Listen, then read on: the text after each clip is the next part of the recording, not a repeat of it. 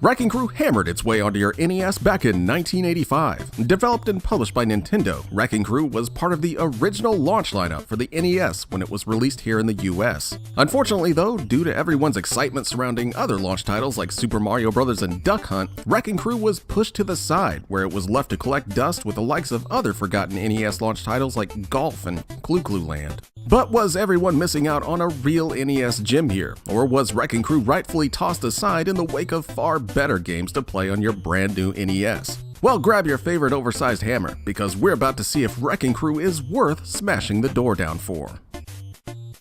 Start up Wrecking Crew and you get a super basic menu screen that allows you to select whatever stage you want to play on, the number of characters, yes, this was actually a two-player co-op game, and amazingly enough, a level editor to make your own stages with. If this is your first time playing Wrecking Crew, then just go ahead and stick with stage 1 so that you're not instantly confused with what's happening, and then go ahead and get into the game to start wrecking things.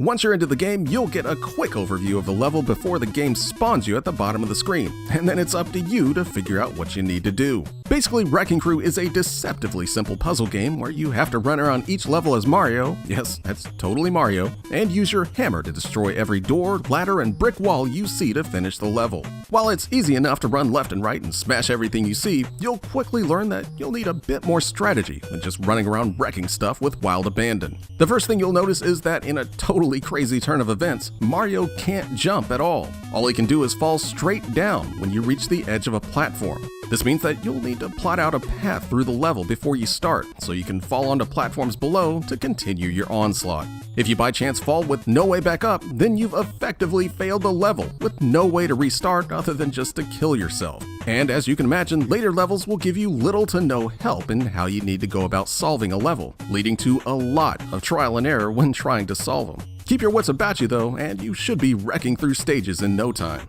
Wrecking Crew does at least put a few obstacles in your way besides you just trying to figure out your way through a stage. Stage obstacles include things like fireballs that randomly spawn to the left and right of where you're standing, bombs that can destroy everything connected to the left and right of them but can also knock you to the bottom of the stage if you're too close, and also the ever-present threat of various enemies that roam around after you. The enemies themselves are usually easily avoided, but their persistence can definitely make some of the levels more frantic than they would be otherwise. And last but not least, you get a Robot Mario that exists only to be the biggest asshole ever in a video game. Robot Mario will constantly follow you around the stage trying to disrupt everything you're doing, and will regularly knock you back down to the bottom of the stage with his hammer. He'll usually do this at the worst times too, sometimes trapping you in a spot that you can't get out of, forcing you to wait for that damn fireball to appear so you can end your suffering and try again. It's hard enough to solve some of these stages without having this raging asshole shadowing you like some sort of hellbent stalker.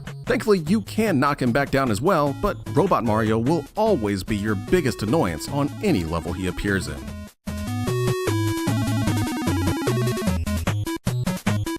Once you've mastered the fundamentals of how the game works, you should be able to make your way through the game without too much trouble, besides just solving the stages. Thankfully, even though you do have a limited number of lives to continue each stage with, you can always use the stage select on the menu screen to go back to where you were before if you run out of lives, though you do lose your score when you do so. And trust me, you'll be doing that a lot, since like any good puzzle game, Wrecking Crew will get devilishly hard in the later levels. I honestly don't think I've ever beat some of these stages to this day, but I always have fun coming back and trying every now and again. At least until Robot Mario knocks me off a platform and causes me to fail a stage that I'd been working on for several minutes. That's about when Wrecking Crew goes back into the closet and I have to go outside to rethink what I'm doing with my life. At least most levels are open-ended enough that you do have a few different ways of going about how you want to solve them, and this definitely helps give the game that one more try mentality that can make it all the more satisfying when you finally do beat a level, especially when things were getting super frustrating in it.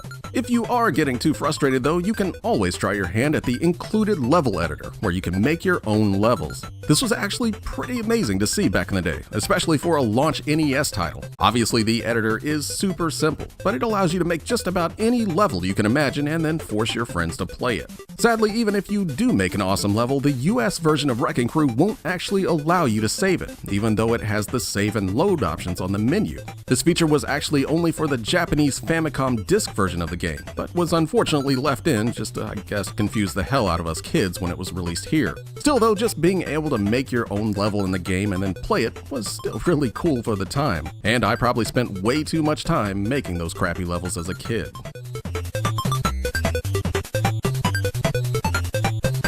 Personally for me, Wrecking Crew was actually the very first NES game I ever played. I can still remember going over to my friend's house when he got his NES, expecting to see something like Mario Brothers or Excitebike being played. But I instead saw everyone sitting around Wrecking Crew like it was one of the hottest games that no one ever knew about. And after playing it for a few minutes myself, I was kinda convinced it was. There's just something about Wrecking Crew that really captures my attention every time I play it. The open-ended nature on how you can tackle some levels and just how much fun it is to run around and smash stuff never really gets old to me. It's actually one of the few puzzle games I regularly go back to and play to this day, since I've never been that big of a fan of the genre as a whole to begin with. It may have some frustrating issues that haven't aged well, like being able to fail levels with no way to restart other than just to die, but there's something so satisfying about finally completing a tough level that you've spent countless lives on trying to beat that it washes any problems that the game may have into the background. And let's not forget that awesome two-player co-op mode that makes it even more fun to solve puzzles when you've got a friend around.